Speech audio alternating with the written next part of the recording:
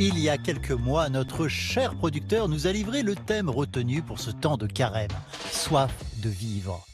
Une réflexion autour de la rencontre entre Jésus et la Samaritaine, comme un écho à nos désirs de réorienter ou d'aligner nos vies sur ce qui est vraiment important, comme on irait s'abreuver à l'eau claire de nos convictions profondes et de notre foi. Nous vous proposerons donc 5 rencontres avec des hommes et des femmes engagés. Donnent-ils à boire ou reçoivent-ils de quoi s'abreuver? Sans doute les deux. Notre invitée aujourd'hui est religieuse, dominicaine et infirmière bénévole pour l'association Aux Captifs la Libération. Un engagement auprès des SDF, leurs bobos physiques, leurs blessures morales, leurs addictions, mais surtout une relation basée sur la reconnaissance de la dignité de l'autre. Et voilà la rencontre que nous vous proposons pour débuter ce carême. Vous l'avez compris, que nous consacrons cette année à la soif de vivre. Bonjour à tous et bienvenue à vous, sœur Dominique Peffer. Bonjour. C'est un plaisir de vous recevoir sur ce plateau. Vous êtes religieuse dominicaine, ancienne infirmière. Vous êtes aujourd'hui engagée auprès des plus démunis au quotidien, aux personnes de la rue, à travers une belle association que nous aimons au jour du Seigneur, Aux Captifs la Libération. Vous assurez des permanences pour prendre soin des sans-abri qui viennent dans des centres d'accueil à Paris. Et ce matin, vous allez témoigner de votre soif de vivre auprès de ces personnes. Soif de vivre, pour commencer, qu'est-ce que ça représente pour vous comme expression? Qu'est-ce que ça veut dire? Qu'est-ce que ça vous dit? Soif de vivre, être heureux de vivre, mais soif, ça veut dire qu'il faut... On boit, c'est qu'on est heureux de vivre avec les autres et à travers les autres personnes. On n'est pas heureux. On n'est pas heureux tout seul. Voilà. Instinctivement, voilà ce que je dirais sur... Il y a forcément une relation dans cette soif de vivre pour vous. Oui. Faut boire, faut bien que quelqu'un te donne à boire. Oui. Puis en plus, quand on boit, enfin, pas forcément, mais souvent on est ensemble, on est plusieurs. Oui, il y a de la relation. Et les personnes de la rue vous donnent cette soif de vivre?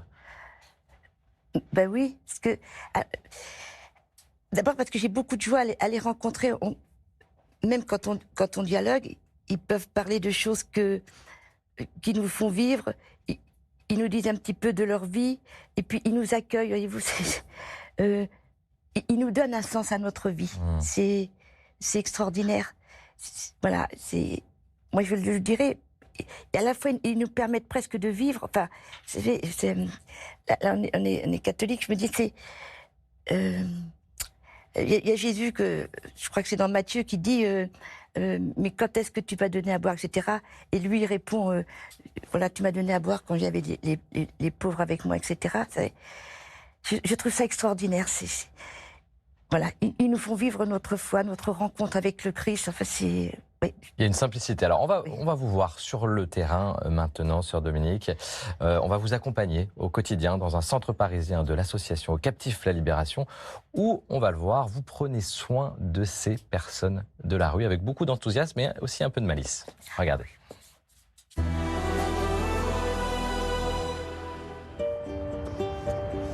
Une demi-journée par semaine, sœur Dominique est bénévole dans ce lieu d'accueil pour les gens de la rue, dépendant de l'alcool.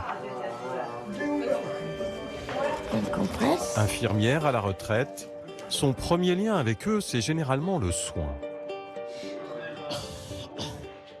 Allez. Oula, tu vois, là, tu commences un petit abcès. On se parle pas parce qu'ils parlent mal, ils parlent pas bien français. Mais voilà, on vit un moment ensemble. Là. Ouais. C'est aussi important que le soin? C'est bien plus important que le soin. Regardez, je prends soin de lui pendant un petit instant. Voilà, je le touche. Ils n'ont jamais de contact physique avec personne.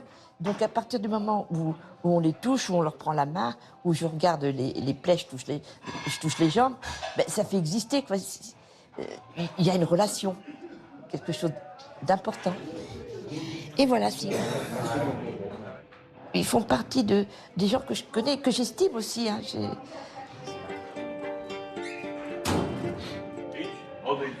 Tu veux un petit café? Oui, passe-moi un café. Et toi, tu bois quoi? tu me dis tapin, nos bobos, c'est elle qui les soigne. Et des fois, elle n'a pas besoin de faire grand-chose, hein, juste d'être là, de par sa présence, ça fait déjà beaucoup. En fait, j'ai l'impression qu'on se connaît depuis toujours, en fait. Oui, oui, moi Il n'y aussi. a jamais eu de gêne, il n'y a jamais... Oui. En tout cas, on t'aime beaucoup et je t'aime beaucoup. Tout va bien. Je trouve que j'ai souvent des relations très profondes avec eux. C'est l'instant présent, c'est quelque chose d'une profondeur. On n'a pas de passé, l'avenir, je ne connais pas mon avenir, mais là tout de suite, je suis là. Et voilà, je trouve que voilà, je suis là toute l'éternité. Ce lieu d'accueil est le seul à Paris où les gens de la rue ont le droit de venir avec leur propre consommation d'alcool. Une nouvelle approche pour sortir de la dépendance en douceur. On s'est aperçu aussi que quand tu as un centre où tu as le droit de boire, ils arrivent à faire plus ou moins ivres, mais pas trop. Tandis que quand le centre interdit, ils se font devant la porte, je picole, puisque je ne vais plus y avoir droit. Tandis que là, s'ils veulent, ils vont boire. Hein. Ils m'en offrent même. Enfin, elle n'est pas bonne leur bière. Hein. Je ne bois pas de bière. Ici, on se retrouve un peu comme en famille. Et sœur Dominique tient le rôle de la mère ou de la grand-mère. Bonjour, tu vas Avec bien? bienveillance, elle n'hésite pas à mettre chacun devant ses responsabilités. Bon, mais combien de temps tu es en France? 1 an, 2 ans, 3 ans? Allez, 10 années. 10 années et tu parles pas mieux français que ça? Oui, ça va. Et maintenant, tu bois un petit peu plus maintenant. Un petit peu plus. Maintenant, tu bois un petit peu plus. Hein? Bon. Ça va te pâter. Mon objectif, c'est qu'ils prennent conscience qu'ils ont bu et qu'après, ils puissent aller voir les personnes compétentes pour les aider à régresser dans l'alcool. Pendant 3 heures, ils ont une vie normale comme tout le monde. Et ça, je trouve que c'est génial. Je suis persuadée que ça les requinque. Hein. Et voilà ce reportage qui nous requinque aussi, parce que ce sont des sœurs Dominique, des situations difficiles, mais il y a aussi beaucoup de joie. Il se passe quelque chose, on est vraiment dans cette soif de vivre qu'on essaye de trouver avec vous ce matin. J'aimerais qu'on revienne sur ce que dit ce jeune. Il vous fait une forme de déclaration. On a l'impression que je vous connais depuis toujours, on se connaît depuis toujours et je t'aime beaucoup, vous dit-il. Bah, oui, mais bon... C'est fort quand même. Oui, c'est fort. Oui, c'est fort. C'est... Parce que j'ai un rôle... Je suis infirmière, donc je n'ai aucun rapport avec leur vie. Je fais très attention, je ne parle pas du passé ni de l'avenir. Et puis, je propose rien, c'est pas moi qui propose les logements, etc. Donc, c'est jamais négatif. On peut toujours parler comme ça, naturellement. Mais c'est vrai, il a fait remarquer, moi j'ai l'impression que je les connais depuis toujours. Vous savez, on parle comme ça, enfin, je ne sais pas bien m'expliquer. On ne parle pas du passé ni de l'avenir. Vous parlez de cette forme d'éternité, en Voilà. fait, dans Oui, cette, oui, on est voilà, un c'est espace-temps l'éternité. complètement différent. Oui, oui. Ouais. Et oui, on parle. Et puis eux, ils sont contents, j'avais jamais vu ça, de rencontrer finalement une vieille personne. Ah. Oui, parce que je leur rappelle leur mère. Ah. Ouais, je suis vraiment pas... Leur grand-mère, même. Je suis vraiment pas dangereuse pour eux, vous voyez. Mmh. Ils boivent. Hein, ils boivent. C'est pas... Prendre soin de deux, vous êtes une infirmière, hein, c'est Oui, votre métier. oui. Mais pour vous, en tant aussi que personne humaine, que religieuse, que chrétienne, prendre soin de ces personnes, qu'est-ce que ça veut dire en fait pour vous? Vous prenez soin de quoi exactement? Eh bien, je crois que je leur permets de parler comme si... moi, je les considère comme des frères, comme si c'était des êtres normaux. Moi, c'est mes frères. Dans la rue, on les regarde pas. Dans la rue, ils sont mal à l'aise. Ici, ils sont chez eux. C'est quelque chose d'extraordinaire. Donc d'égal à égal. Bah oui, alors là, bien sûr, on est égal. Ça. Je leur donne rien. Ils me donnent rien. Ben, c'est gratuit pour tout le monde. Mais qu'est-ce qui vous apporte à vous? Alors, oh là là, il m'apporterait déjà, mais, comme s'il me donnait un sens comme s'il me donnait un sens à ma vie. Parce que je trouve que dans ma vie, j'ai beaucoup reçu. Maintenant que je travaille plus, c'est normal que je redonne. Et aussi, c'est... D'un point de vue religieux, c'est... Vous savez, ça me permet de vivre... C'est Jésus qui dit, chapitre 24, je sais pas... Ouais, quand est-ce qu'on t'a rencontré, Seigneur? Et lui qui leur répond, mais quand tu m'as donné à boire, etc. C'est comme si je ne sais pas comment on peut dire ça, mais c'est comme si à travers eux, d'abord je vis ma vie catholique, et c'est comme si je rencontrais le Christ. Je pense, Vous avez eu des moments comme ça dans cette expérience auprès d'eux où vous avez senti Dieu ou... J'ai eu une expérience extraordinaire. J'avais un monsieur en face de moi et je lui donnais un bain de pied. Et puis j'avais mes mains comme ça, on se parlait comme ça. Tout d'un coup, il a mis sa main dans ma main. Moi, j'ai mis ma main par-dessus. Il a remis sa main par-dessus. Écoutez, je peux pas vous dire, ça durait 5 secondes ou peut-être 1 heure, mais moi, j'étais plus là. Je sais pas comment on dit. J'étais heureuse, on respire. C'était quelque chose d'extraordinaire. Et c'est après que je me suis rendu compte, mais cet homme m'a fait rencontrer Dieu. Je me suis dit, c'est à travers cet homme misérable, c'est à travers la misère que j'ai rencontré Dieu. C'est pire que tous les grands livres de théologie qu'on peut écrire sur la question. C'est mieux. Oui, ça, c'est vraiment... Bon, c'est mon expérience, hein, mais j'ai plein d'expériences comme ça. C'est pour ça, c'est que vous vous rendez compte, il y a un autre monsieur, il m'appelle Marie. Moi, je ne m'appelle pas Marie. Un jour, je lui dis, tu ne m'appelles pas Marie, je m'appelle Dominique. Il me dit, non, je t'appellerai Marie. Pourquoi tu veux m'appeler Marie? Vous vous rendez compte ce qu'il m'a répondu? Parce que tu as le même regard et le même sourire qu'elle, je t'appellerai Marie. Ça, vous voyez, ça donne quand même un sens à la vie. C'est un sacré moteur. Un sacré moteur. Oui. J'aimerais qu'on passe à une citation. N'oubliez pas l'hospitalité. Elle a permis à certains, sans le savoir, de recevoir chez eux des anges. Voilà un extrait de la lettre aux Hébreux. Comment vous recevez cette phrase? Et est-ce qu'elle peut aussi quelque part parler de ce quotidien que vous vivez avec les personnes dans la rue? Alors ça, on avait un monsieur, parce qu'il est décédé, il parlait pas, il grognait. Il savait dire que 2 mots. Il disait, les dames, il les appelait maman et les messieurs les appelaient papa. Il savait vraiment pas parler, rien du tout. Je crois même qu'on savait pas son nom. Je me rappelle plus pourquoi on l'appelait Bobo. Je me rappelle plus pourquoi. Et on n'a jamais pu essayer de le mettre dans des centres d'hébergement. Il se sauvait immédiatement. Sa vie, c'était la rue. Et nous, on lui donnait des douches, et moi, je le soignais parce qu'il avait une peau dans un état. Mais écoutez, il avait un sourire. J'avais pas pensé aux anges. Moi, je pense carrément au Christ. Alors, mais les anges, ça marche aussi. Oui, ça marche ange. aussi. Mais un regard, je peux pas vous dire, c'est illuminant. À chaque fois, je me suis dit, on a l'impression que c'est le Christ qui rentre. Et j'en parlais avec une collègue, parce qu'il y en a une. Elle est aussi, ça fait longtemps. Il n'y a plus que nous 2 qui l'avons connue dans cet endroit-là. Elle me dit, c'est vrai, hein, on avait l'impression que c'était le Christ qui rentrait dans le... Vous vous rendez compte, il ne parlait pas. Mais là il retrouve une place digne. Vous vous rendez compte? Oui. Puis c'est un saint. Bon, moi je suis persuadée qu'il est saint. Il va m'attendre. Quand je vais arriver là-haut, ils vont tous m'attendre.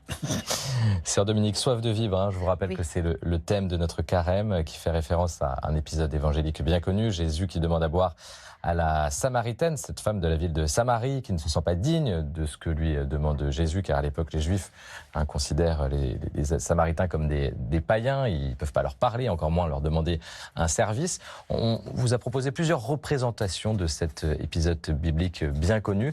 Vous avez choisi ce tableau, un tableau d'Angelica Kaufmann. Qu'est-ce qui vous plaît dans cette représentation de la Samaritaine et de Jésus? Eh bien, c'est que le Christ, il essaie de lui expliquer quelque chose. D'abord, vous avez vu comment ils se regardent bien tous les deux? Il essaie de lui expliquer quelque chose. Elle essaie de comprendre. Elle a bien sa main prête à recevoir, mais elle a sa cruche. Et alors, sa cruche, voyez-vous, elle la tient bien. C'est tout son bien. Donc, elle va finir par la lâcher, sa cruche. Mais pour le moment, c'est son bien. Elle tient bien sa cruche. C'est avec ça qu'elle va travailler, qu'elle va donner à boire. Et puis son air interrogatoire. Hein. Elle voudrait bien le croire, mais c'est pas encore sûr. Hein. Là, on ne sait pas ce qui va se passer. Et on a l'impression qu'il lui parle aussi avec autorité quand même, bienveillance, mais autorité. Enfin, en tout cas, il a l'air sûr de ce qu'il lui dit. Il y a quelque chose d'un langage de, je sais pas, de sincérité, de vérité, d'assurance là, fort. Oui, lui, il est sûr de lui, hein, quand même. Puis à la fois, il va lui montrer son cœur. Alors, Mais là, c'est pas dans le dessin, mais ça me fait penser à autre chose. Vous savez, c'est comme... moi, je vais un petit peu plus loin, mais quand le Christ... non, c'est pas le Christ. Si, c'est lui qui dit tu aimeras le Seigneur de tout ton cœur.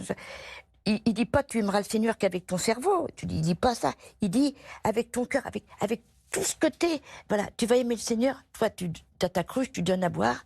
Et ben, tu vas aimer le Seigneur avec ta cruche. C'est avec ton travail que tu vas aimer le Seigneur. Enfin, voilà, c'est pas qu'une histoire de prière et d'intellectuel à la fois. D'ailleurs, dans votre quotidien, ça passe par le corps, cette rencontre avec Dieu. Ah oui, oui. Le soin du corps. Oui. Et quand tu as cette phrase-là, voilà, tu aimeras ton Seigneur je crois même bien qu'il bien dit de toutes tes forces, de tout ton cœur, de tout ton. Non, il dit pas de tout ton corps, mais enfin bon. Ça marcherait. Oui, ça marcherait. On va dire ça marche. Quand vous êtes avec ces personnes de la rue, il y a aussi un langage de vérité, j'ai l'impression. Oui. Personne ne se ment, là. Mais non, on se ment pas. C'est ça qui est intéressant aussi. Alors, non seulement on se ment pas, et puis on n'a rien. Ils n'ont pas de voiture, ils n'ont rien du tout, moi non plus d'ailleurs. Donc on reste, on reste naturel. Enfin, oui, on se raconte. Ben, ils me racontent un petit peu ce qui se passe, puis moi aussi je vais leur raconter. Il y en avait une fois, je reçu un monsieur, et puis il me parlait de ses enfants. Enfin, qui était à l'autre bout, parce que les enfants sont placés aussi, tous. Et puis, voilà, et puis il me dit, et puis toi, il me dit, ça va comment la famille? Alors, je commence à parler un petit peu. Puis tout d'un coup, il me dit, et alors, comment va Monsieur Dieu? Ben oui, comment va Monsieur Dieu? Un peu. J'aimerais juste qu'on revienne à ce tableau de la Samaritaine, parce que ça me fait penser à quelque chose. Vous vous sentez comment, vous, dans ce tableau? Plutôt la Samaritaine qui n'ose pas ou qui peut servir, ou Jésus qui a besoin de quelque chose? Oh non, moi je sentirais plutôt la Samaritaine. Ouais, pourquoi? Parce que je suis prête, moi, à l'accueillir. Mais j'aimerais bien qu'il m'explique mieux les choses, que je comprenne bien, parce que des fois, c'est pas toujours facile. Hein, vous faites face à des injustices terrifiantes. Ben oui. Vous êtes en colère parfois? Oui. Oh là là. Quand j'étais plus jeune, je lui parlais plus des fois. Et maintenant, je lui parle tout le temps. Puis on est un vieux couple, alors on vit ensemble. Alors, sœur Dominique, on l'a vu tout à l'heure dans le reportage, hein, dans votre quotidien, vous êtes confrontée à des personnes qui se débattent aussi, parfois, avec des problèmes d'alcool. Je vous propose tout de suite d'aller à la rencontre d'une pèlerine de l'eau vive. C'est une association catholique au service des malades de l'alcool et de leurs familles, croyants ou non, bien sûr. Regardez ce témoignage, cher Dominique, on en reparle juste après parce que je pense qu'il va vous parler.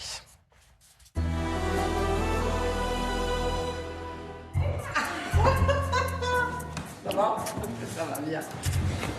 Je m'appelle Béatrice Fortin. Bonjour. Je suis pèlerin de l'eau vive depuis 23 ans. C'est une association catholique auprès des malades de l'alcool, leurs familles, leurs amis. Elle est ouverte à tous. Si vous voulez, on va commencer par le verre d'eau. Le geste du verre d'eau, c'est donc une décision que prend le malade et l'ensemble des personnes qui l'accompagnent. C'est une décision de s'arrêter de boire, d'alcool, et d'être abstinent. Donc c'est un geste symbolique qui est aussi dans l'Église, évoque beaucoup de choses.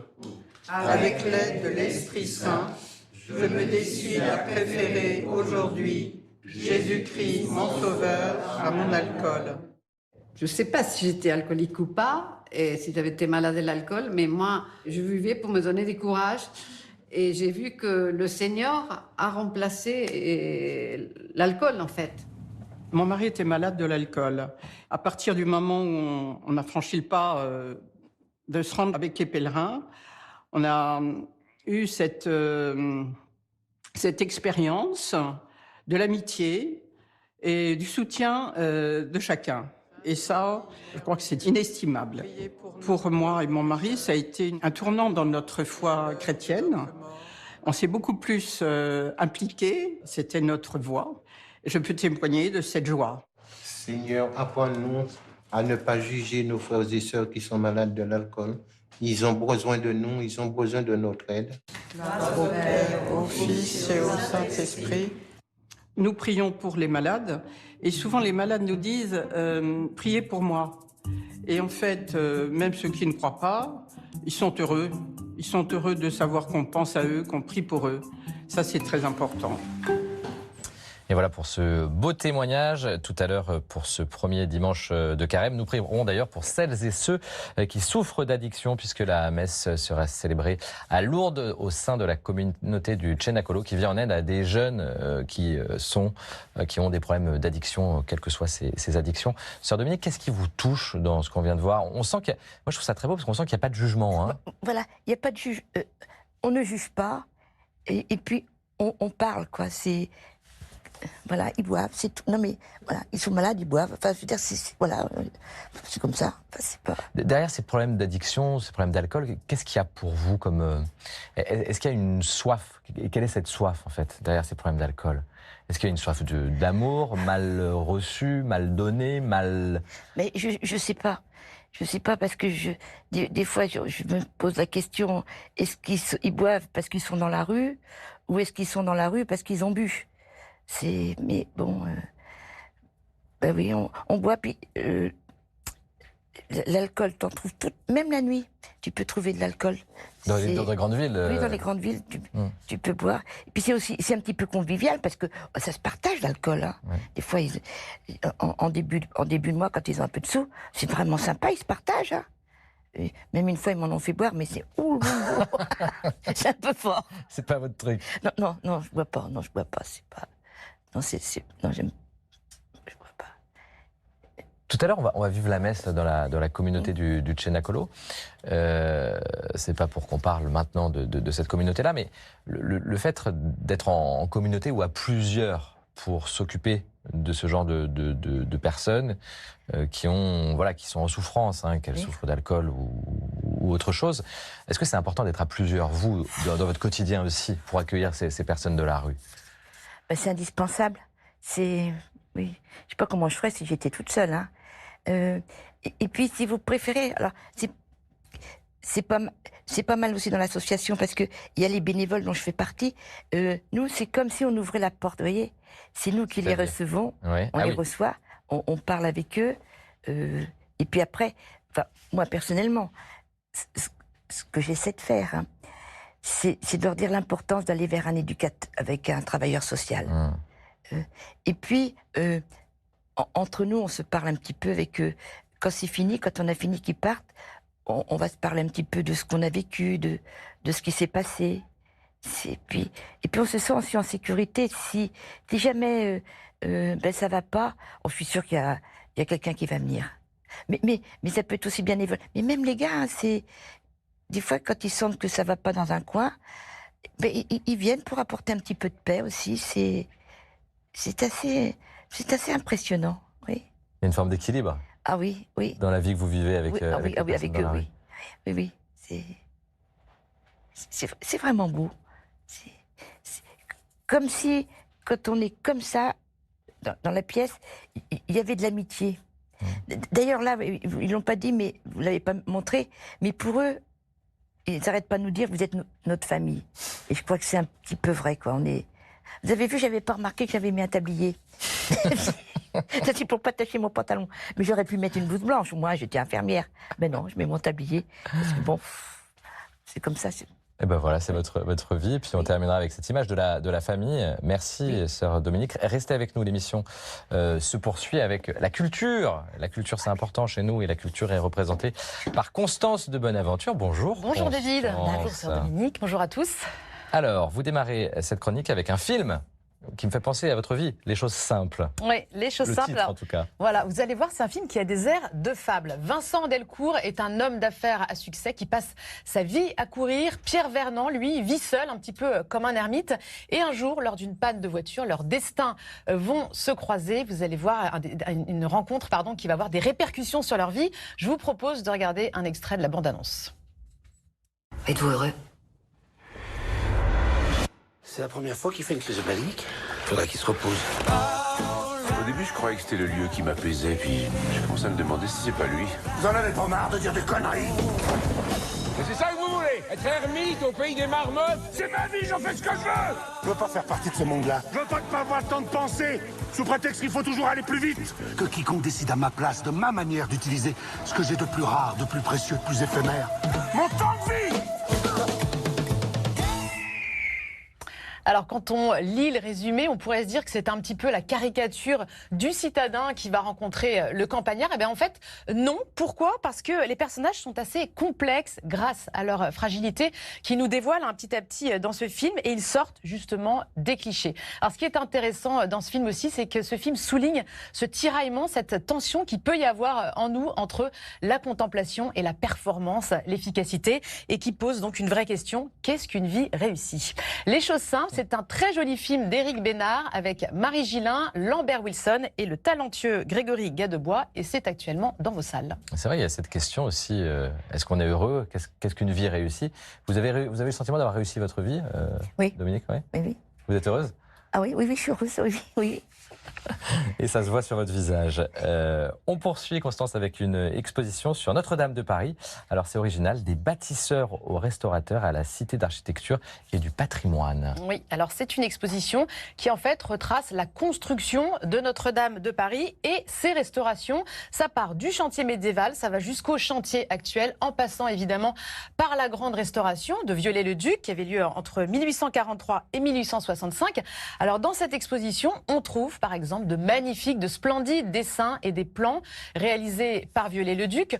On peut également admirer des nombreux éléments de la cathédrale qui ont été sauvés de l'incendie et qui sont désormais restaurés, comme par exemple des vitraux, des sculptures, comme ces fameuses statues que vous allez voir, que vous voyez, qui entouraient la flèche et qui, je vous le rappelle, par miracle, avaient été retirées quelques jours avant l'incendie pour être restaurées. C'est désormais chose faite. On peut les admirer donc à la Cité de l'Architecture. Et puis, dans cette expo, on découvre aussi tous les savoir-faire des compagnons, des artisans qui œuvrent aujourd'hui sur ce chantier grâce à des photos et à des vidéos. Alors, c'est une expo qui nous immerge vraiment dans ce chantier hors norme et qui permet aussi à tous les amoureux de Notre-Dame de patienter en attendant la réouverture de la cathédrale de Paris. Notre-Dame de Paris, des bâtisseurs aux restaurateurs, c'est une très belle exposition dans ce lieu magnifique qu'est la Cité du Patrimoine et de l'Architecture à Paris. Et c'est jusqu'au 31 décembre prochain. Et à profiter en ce temps de vacances, notamment. Constance, vous nous emmenez à Lourdes puisque nous célébrerons la messe dans la chapelle du Cenacolo, mais vous nous proposez un petit détour pour voir un autre bijou, une autre chapelle. Voilà, un petit détour dans un lieu très bucolique, sur une colline qui surplombe la ville de Lourdes. C'est ici que se niche la chapelle Notre-Dame du Mont-Carmel, au cœur du village des Jeunes, sur un terrain de 15 hectares, un véritable petit coin de paradis, à quelques minutes à pied seulement du sanctuaire. Alors cette chapelle, elle a été construite dans les années 80 par les scouts et guides de France. Ils n'ont utilisé que des matériaux locaux, du bois et de la pierre des Pyrénées. C'est une chapelle construite par des jeunes et pour des jeunes. Et vous voyez ce résultat, ça donne un sanctuaire très recueilli. La présence du bois donne en effet un côté chaleureux, propice à la prière. Une atmosphère très intime et adaptée justement aux assemblées de jeunes. Regardez également ces vitraux qui subliment la lumière et apportent encore plus de paix au lieu. Alors sachez que des travaux vont démarrer très prochainement au village des Jeunes. La chapelle Notre-Dame du Mont-Carmel sera dotée d'un clocher et l'ensemble des bâtiments du site sera rénové. Et voilà qui méritait le détour. Constance, merci.